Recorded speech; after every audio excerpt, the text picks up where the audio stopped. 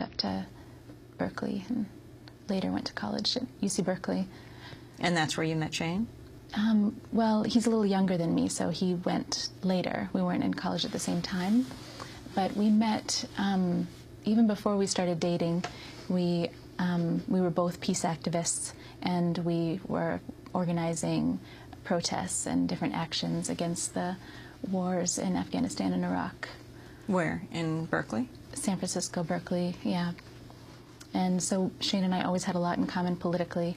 And several years later, after he came back from studying in the Middle East, in Yemen and in Syria, we met again and started dating. And all throughout our relationship, he always told me stories about the Middle East, about what an amazing place it was, and how generous and kind and accepting people are, and persuaded me that it would be a good idea, that I couldn't really understand the beauty and diversity of cultures in the Middle East without immersing myself in it.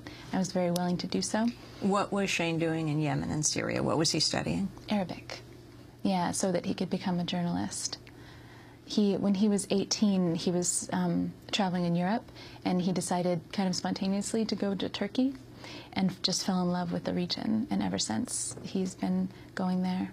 And so you decided to go to the Middle East. I got a job teaching English. I was an English teacher before with immigrants in California for several years. So I was able to get a job, and we really had the experience of our life. We were welcomed into a very diverse community in Damascus of artists and intellectuals, people from all over the world and all over the Middle East, Palestinian refugees, Iraqi refugees, and it was just an incredible experience. I really never felt safer or more welcomed anywhere in my life than I did in Damascus. Like, sometimes I'd be walking home at night, and a man would follow me, and if I yelled out, 20 people would come out of their houses, you know, to help me, even if it was late at night, something that wouldn't happen in my city, you know? And there's just like an incredible generosity. And did Ahmadinejad, the Iranian president, when you met him, ask about your past, ask about your activism, Shane's and Josh's? Yeah, he did, and it was part of the evidence that I gave him that he promised to hand over to the judiciary of our innocence. And yeah, he already knew a bit about our past, about our friendship with Tristan Anderson, the young man that was shot by the Israeli military while protesting.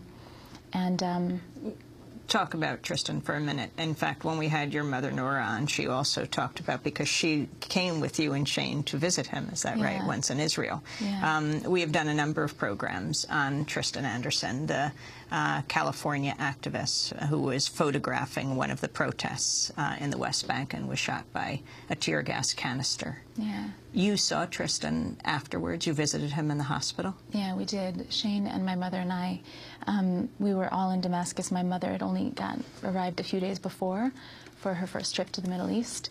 And when we heard about Tristan, we just knew we had to go. And it's a difficult trip to take from Damascus, but there was no hesitation. And that was the first time I'd ever been to Israel-Palestine. And we were only there for 4 or 5 days. We spent the whole time in the hospital with Tristan, and it was a very scary time, and we were very grateful that he pulled through. And in prison, it was one of the most difficult things for Shane and I, not knowing how Tristan was doing, because his health was still very precarious before we were arrested. And once on the Iranian news, there was actually something about Tristan, and we were so grateful just to see that he was okay. So is Tristan able to speak? Yeah. I haven't had a chance to speak with him yet, but I hope to soon.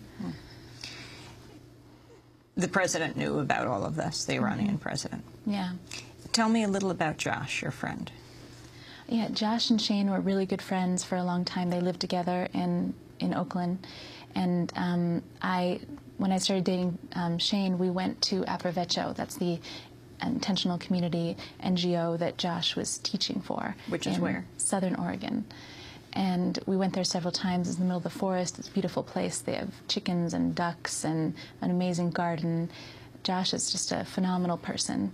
I cared a lot about him before prison, but in prison we became you know, best friends for life. And Josh helped me through prison in just so many ways. He's a beautiful, selfless person. How do you help each other through prison? We came up with a million ways to try to, you know, brighten our days and maximize the little time we had together. I would often come out to prison in a very bad state of mind. Out to the courtyard where the three of you could see each other? Yeah, out to the outdoor space. I would be waiting for hours, you know, pacing and just like desperately in need of human contact. And when I would come out and see them, I would often just have tears streaming down my face, or sometimes I would be really, you know, withdrawn and not very communicative. And they were always able to draw me out and get me to talk about what was going on. You know, I'd just be like, I'm having a bad day. Every day is bad. And they came up with so many ways. We sang songs together. We always held hands and like looked into each other's eyes. And we constantly talked about our future and all the things that we wanted to do with our lives. Really, I've just never had such a close bond with two other human beings. I mean, with Shane, he was already my closest friend and my partner, and but now Josh is in the same position. How did you leave them? And was it hard to make that decision to go, if in fact you were making any decision? And what did they say to you? What did you say to them? Well, it was really very difficult and disappointing because all of our fantasies about our liberation were together, you know, holding hands, walking out with our heads held high. And now for me, just knowing that they're still there and that their pain in a lot of ways is invisible.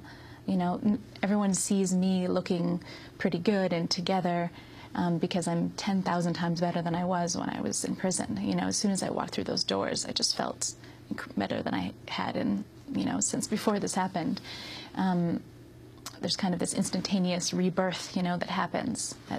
But at the same time, what's going on inside of me is